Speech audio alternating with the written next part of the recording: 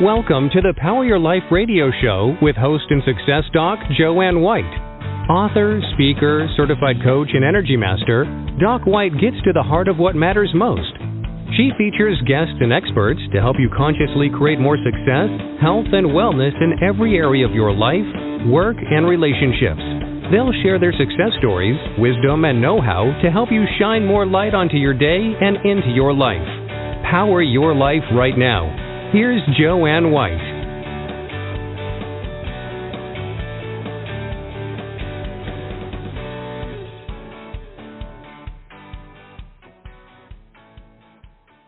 Hello, everyone, and thanks so much for joining Power Your Life. And I'm Joanne White, and it's a pleasure to be here. So many times we want people to love us, to appreciate us, to recognize who we are, our worth, our value, and oftentimes we do so with so much people-pleasing. And I have a very special guest who's going to talk to you and us about the downside of people-pleasing and how you can get past that and overcome that. And I'm talking about Florence Ann Romano, who is a personal growth strategist, an author, a philanthropist, as well as a businesswoman with a sparkling personality. After spending 15-plus years as a childcare provider, she formerly is known as the Windy City Nanny. Florence Ann is the authority on childcare and family and village support. She demonstrates that not only is the saying, "it takes a village," true, but how important the need for community truly, truly is. His latest book is Build Your Village, a guide to finding joy and community in every stage of life, which is really beyond words. Florence Ann flourishes as both an advisor for and the vice president of business strategy for Yakety Yak. She's a proud member of the board of directors at the Children's Research Fund and Family Strong, also a founding member of Sesame Street's Leadership Council. Florence Ann's been featured on over 500 national and local media outlets, including Sherry, ABC, CBS, NBC, and Fox TV. She is amazing and a regular expert on over 10 national TV affiliates across the United States. Welcome, Florence Ann Romano.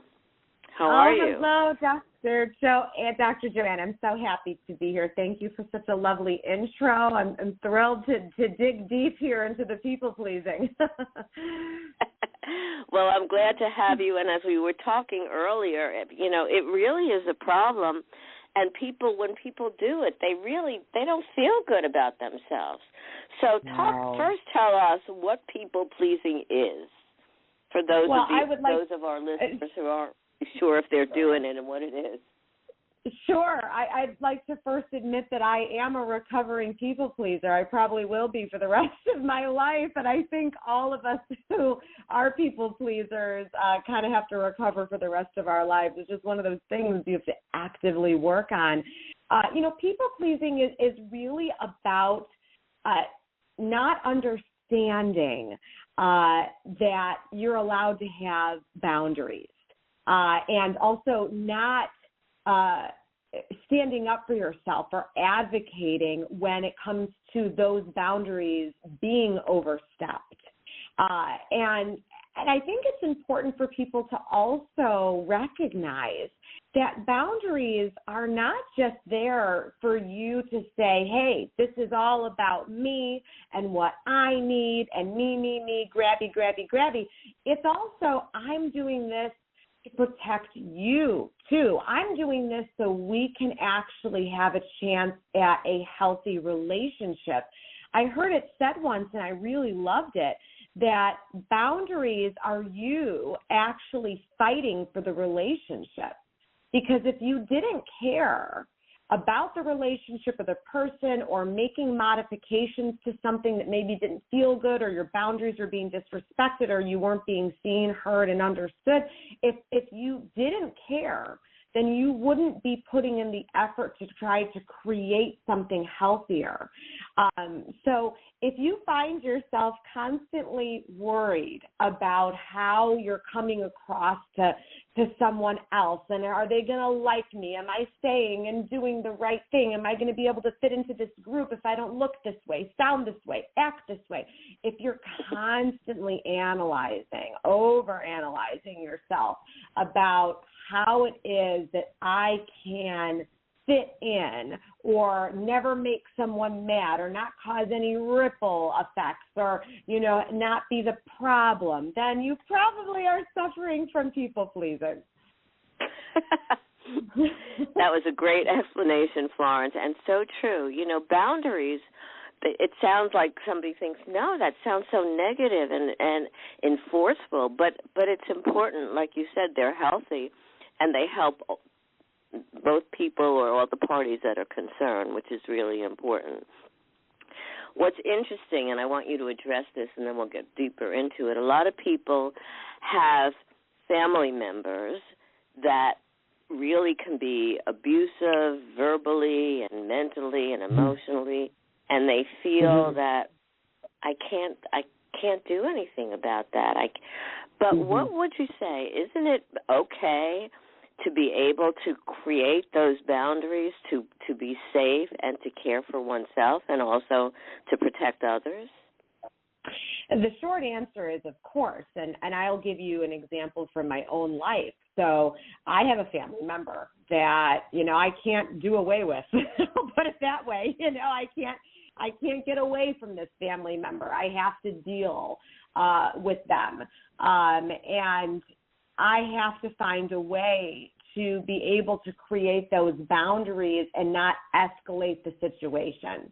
Right. And, with a volatile person, that sometimes can be very challenging. And so for me, and I hope this is helpful to other people, I have to figure out how to create that boundary in a way that maybe that person isn't exactly aware of what it is that I'm doing.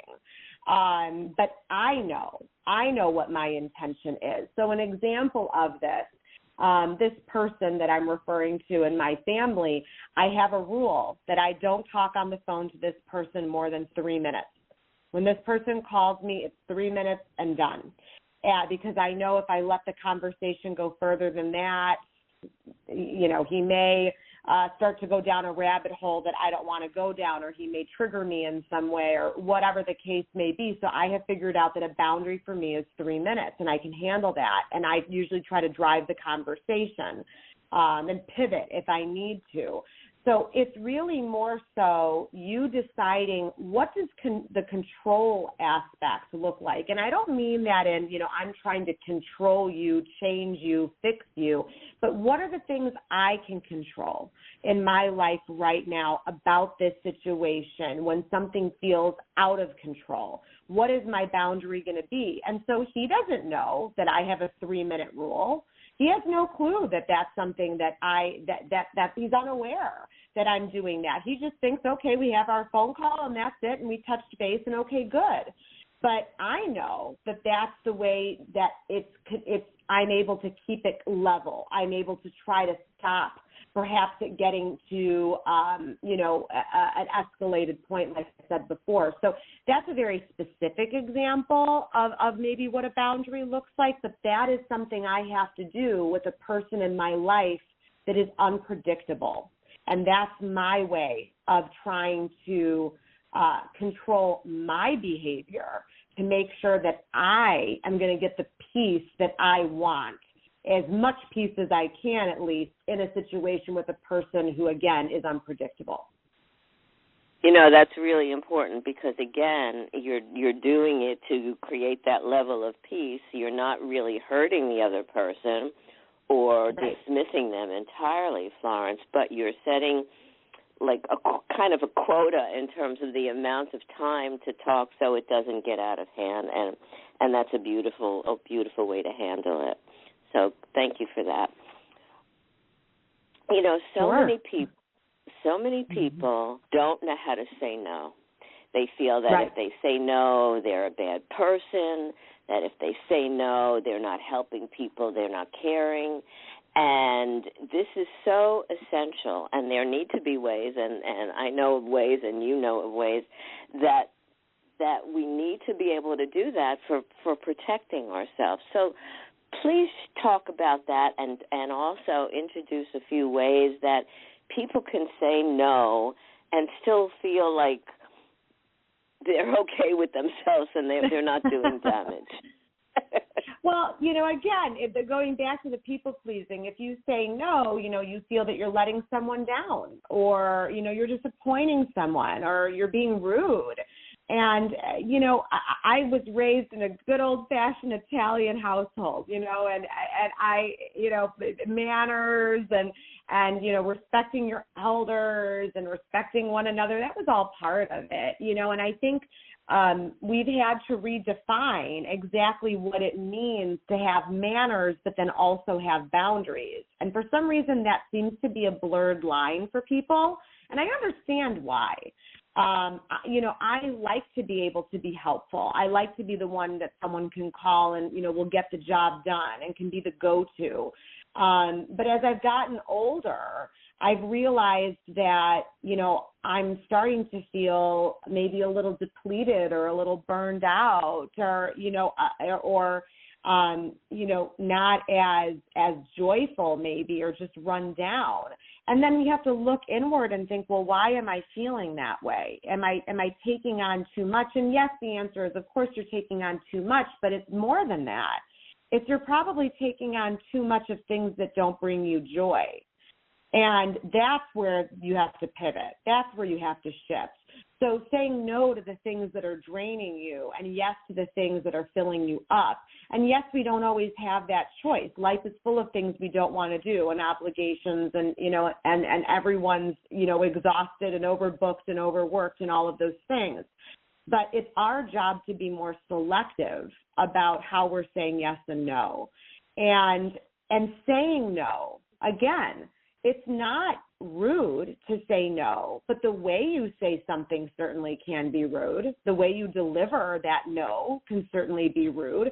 So what's it going to take for you to be able to advocate for yourself, to stand up for yourself, to say no, but say it in a way that you're going to be proud? So I always say what you mean, but don't say it mean. You can absolutely say no and not say it in a mean way. And so I think delivery is key here, and I think that's what you probably have to work on. I'm not talking about you, doctor. I'm talking about, generally the public. That's probably, something I need to work on too. And this is also very powerful. Pausing before you respond, taking a minute to say, you know what, I'm going to get back to you on that, or you know what. You answer an email and say, I'm confirming receipt of this email. Thank you so much. I'll be back to you in about a day or two, or whatever you say. Allow yourself the opportunity to pause before you give an answer. That also signals that you are being thoughtful. And it's not rude to do that. It's rude to not communicate. It's rude to be, to not, I'm going to use something so simple. When someone does an RSVP to a party, that host is sitting there in the background like, oh, I can't believe I have to chase this person down. This is so rude. The least I do is just tell me yes or no. So again, there's a difference between being mannered and advocating for yourself. It all comes down to the delivery. So those are my 2 tips for everyone out there. You are allowed to pause. You are allowed to take a beat to decide before you give an answer. And you absolutely can say what you mean without saying it means. Beautiful. And that's so important. Also pausing is so that we don't blurt out something that we cannot take back, and people do that a lot. The emotional stuff just comes up, and there it goes, and maybe you didn't really mean it, but in the moment you said it, and there it is, and it's out there, and there, there are no returns. And that's important. Exactly. I also have taught people, and I know you do this, to say, I would really love to. I would love to help you, but like you said earlier, my schedule is just so full. I I don't think I can really fit that in. So that's not saying, no, I can't. It's giving them, that, I really would love to, or help. And that's, like you said, Florence, a nicer way of a delivery, and the delivery is so important. Why is people-pleasing, why is that hurtful to us? What does that do to us that, like you talk about the downside of it, that we need to really take that? Well, constantly prioritizing others' needs over your own, it hinders your personal development. It leads to what I just talked about, these feelings of resentment or burnout. And it also limits your own self-worth. And also, ultimately, and what I think is the scariest part of it, is you start to become this version of yourself that is not authentic. You, depending on who it is that you want to fit in with, or who you're trying to impress, or who you're trying to please, you may be fitting yourself into a definition of something that is not genuine to who you are. And then all of a sudden you start morphing into this other being. You become this chameleon in some ways, because you want to be who you think someone else wants you to be, or who a group wants you to be in order to gain access to it. So this can be very damaging to who you are as a person, when we're supposed to live our lives as authentically as we can, and we're supposed to be aligning ourselves with people who are going to have similar values to us, and who are going to be the right type of support and influence. But if you start to lose yourself in this people-pleasing, it really can be so detrimental to your mental and physical and emotional health. That's so really important. And I think, too, we're devaluing ourselves. Right. And that's not, we have to really recognize that we're worthy, and that we have a right to do so, to say no. And like you said earlier, Florence, to look at what activities and what things we're doing that really give us a sense of joy and are not totally draining, because a lot of things we have to do can be draining, but we do have choices, and that's so very important. So how do we build ourselves up rather than going through this people-pleasing challenge? It's really about that evaluation. You have to figure out, where the pain point is for you. Just like you go to see a doctor and they're going to diagnose what the problem is, why you're feeling sick. You're doing the same for yourself. Where is my issue right now? Why do I see and feel myself being drawn to this people-pleasing? Is it a certain group that I'm trying to fit in? Am I feeling lonely in my life, and I'm just kind of trying to grab whatever I can as a lifeline right now, and I'm not really figuring out whether that has an alignment to what I need, what I want, who I am? It's about looking inward.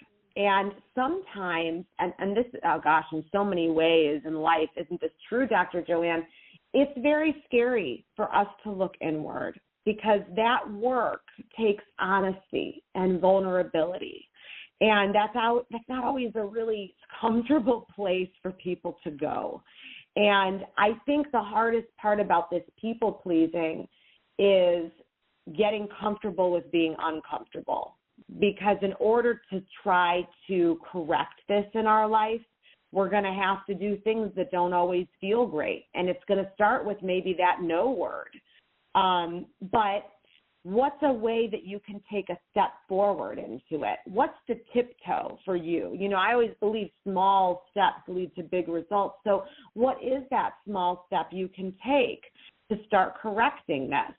And you know what? It could be as small as, I have been out 5 days in a row this week, and I I know I said yes, to going to that dinner party, but you know what? I cannot do it. I don't have any more socialization left in me, and I am not going to be a popular person at this party because I am not going to add anything to it because I know my mood is not there, my mind is not there, and I'm going to do the thing that I need to do for myself, and that's going to be, saying I'm so sorry I can't make it.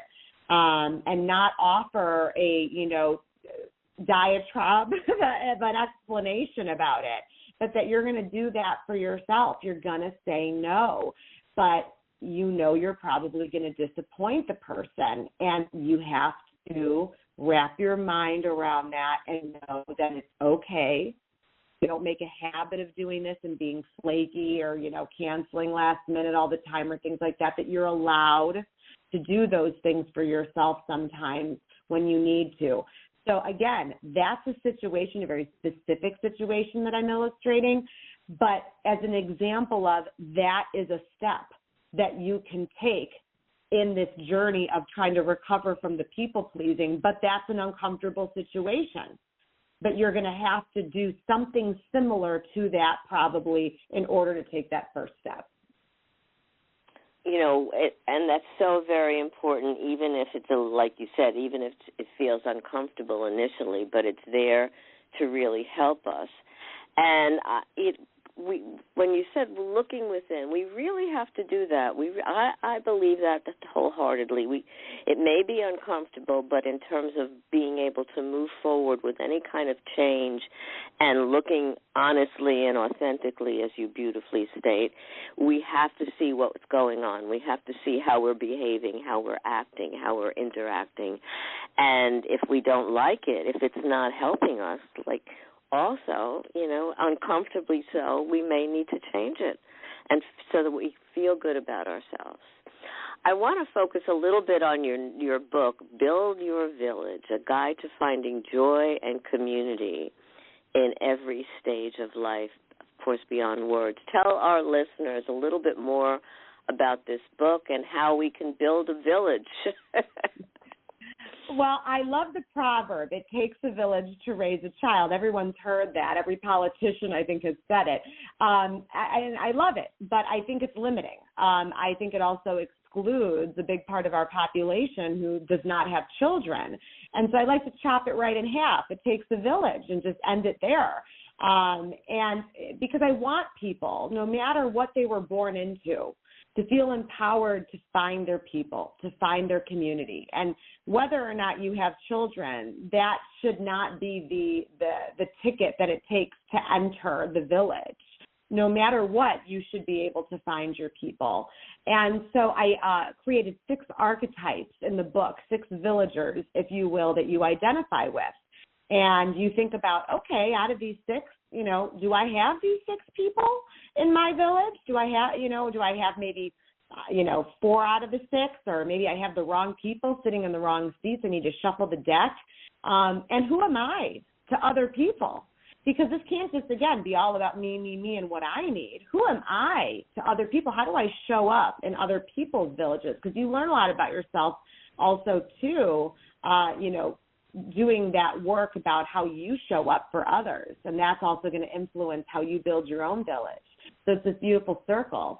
And I really created these archetypes in this book out of COVID and seeing that support systems and communities were ripped away from people. And we realized at the time just how important it was and how much we depended on our village, and what the consequences were to not having those people, to not having your people. And then once we reemerged from COVID, we saw the mental health crisis really explode. We saw loneliness in our country explode. And so this idea of connection is extremely important. And, going back to the old days, as they would say, everyone had villages. That's how the world, that's how the world was. That's how families operated, was in these villages. And so it's about understanding what that looks like today for you. And again, empowering you to know that no matter what you were born into, that you get this option in your life and you deserve this. You deserve connection. You deserve to find your people. I love that a lot of people don't feel that they deserve a lot of things, but it is important to recognize that you do deserve, like you say, Florence, to have a community, to be connected, to feel valuable and valued, and to give back and receive. So that's important. Can you share a couple of those archetypes that you're talking about? Sure. So the 6 archetypes, people always ask me, do you have a favorite? I'm like, it's like saying, do you have a favorite child? I'm like, well, I guess I don't have a favorite, but I'll give you the 6. They're accepting, dependable, cheerleader, communicator, organizer, and healer. And, of course, I go into detail in the book about all 6 of those. But I will tell you something about the healer because it is one of my favorites to talk about. I always say that this person is the one who walks next to you through whatever the it is in your life. But it's important to remember that this person doesn't fix you or fix the situation. They are there to be your consciously compassionate true north and make you feel better. But it's important in life to know that when we have a healer, whether we're that person or we have that person in our lives, that we never put the pressure on someone to ever fix, because that's never appropriate. But being next to someone, walking through it with them, being with them, that's what we're supposed to do, living a life in service of others. We can do that. We can walk next to someone. And that's how we really start to form really healthy bonds and relationships. You know, and I love all of those archetypes because they're wonderful, and people could probably fit into more than one. But I wanted to share something about healing because as a Reiki master teacher, what we teach to the people that we're certifying is that you're not healing anybody. So it goes so along with what you're saying. We're actually helping them access their own healing abilities, their own strength, their own power, their own, whatever it is that they need. And that's really important. So you're just fostering their own healing, but the healing takes place from them, within them, et cetera. So that just really is very important. So how did you, I want a little bit of a backstory. How did you get involved in Yakety Yak and in working with all the things that you're doing with Sesame Street and the whole sense of community and building your village? What led you to that, Florence Ann? Well, funnily enough, and I don't think anyone's going to be too surprised to hear this probably, I had a career in childcare for over 15 years as a nanny. And I learned a lot being a nanny, being in other people's homes and seeing the dynamics of family. And I started to do a lot of media regarding childcare in the new millennium because I had written a children's book called Nanny and Me to help children understand the transition of parents to being cared for by a nanny or a caretaker. And once I started doing media about childcare in the new millennium, like I said, and the dynamics of families, it led me to talking about a lot of different topics. And then it started to branch out more into the personal growth side of things because I had seen from a very bird's eye view and a very intimate view what it took to make a family work in all different shapes and forms. And I've always been very curious about human nature and relationships. And what really translated from that work as a nanny into personal growth was that it is about connection. And it is about relationships and building the building blocks that go into that. And so as I started to dive deeper into kind of this, again, like I had mentioned, this epidemic of loneliness and the mental health crisis in our country, it led me a lot of different places, even from a philanthropic standpoint. You had mentioned my work at Lurie Children's Hospital here in Chicago, and then also Sesame Street. And Sesame Street has always been very important to me. My brother, who has autism, grew up watching it and learning from it, and so I've always had a special place in my heart for it. And right now, Sesame is rolling out a lot of content that has to do with the mental health crisis, especially with children in the world today. And so all of these threads are very uniquely woven together for me. And again, the common connection is connection. I love it. And it's so, connection is so very important. It really is. And it's so, we need that. We need that. We thrive on it. And it's a beautiful way of enhancing our lives and the lives of other people. So tell our listeners how they can get a hold of you, get a hold of these books, anything else you want to share, because you're a beautiful soul and you have so much to offer. Oh, thank you, Doctor. You as well, sending that love and light right back to you. My website is florenceann.com. The book is available there, anywhere books are sold. And then you can find me on social media, Florence Ann Romano. I answer every DM that I get on Instagram, so please don't hesitate to reach out to me. I like to think of myself as your virtual village. I love it. So what would you like to leave our listeners with?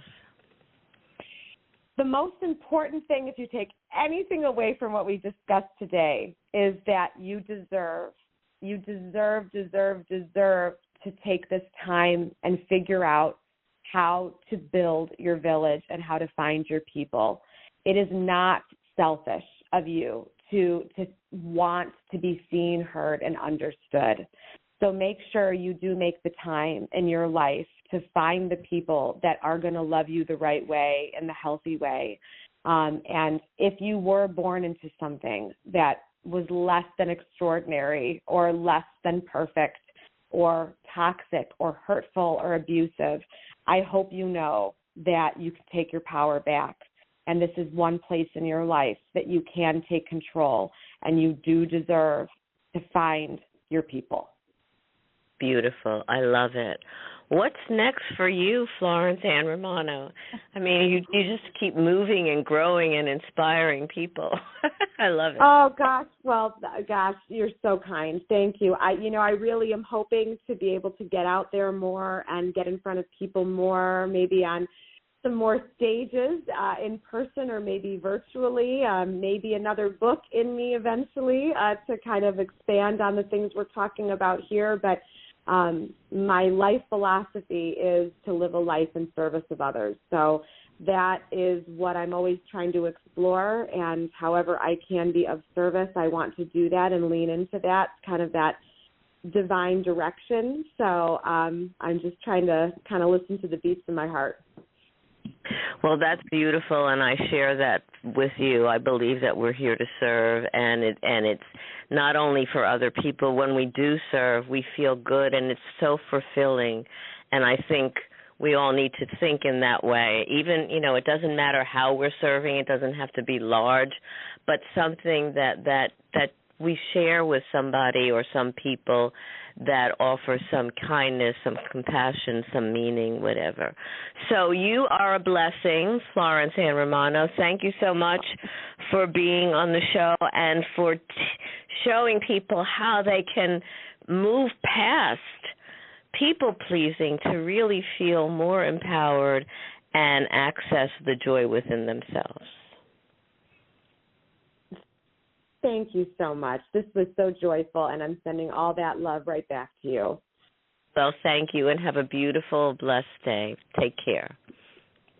You too. So think about what Florence Ann Romano said, because, again, it's so important to make sure that you are taking care of yourself and that you really recognize that doing so and evaluating what's toxic and what's not, as she said so beautifully, is it's not selfish. It's really a way of sustaining yourself and self-preservation. And Florence Ann also said, you don't have to do everything in big steps. Take one step forward. And so today what I want you to do is take those little steps, because as she said beautifully, all those little steps add up And lo and behold, you'll find out that they get you to where you need to be. So take those little steps today. Power your life in the direction that you choose, and have a beautiful day, and take care of you. You've been listening to the Power Your Life radio show with host and author Dr. Joanne White. Listen often and spread the word about the upbeat show to enrich you and grow your life in the direction you desire. Listen again and again, and visit docwhite.org for more information and find out how Dr. Joanne can benefit you. Thank you for sharing your day with us, and stay tuned for more exciting guests and events to come.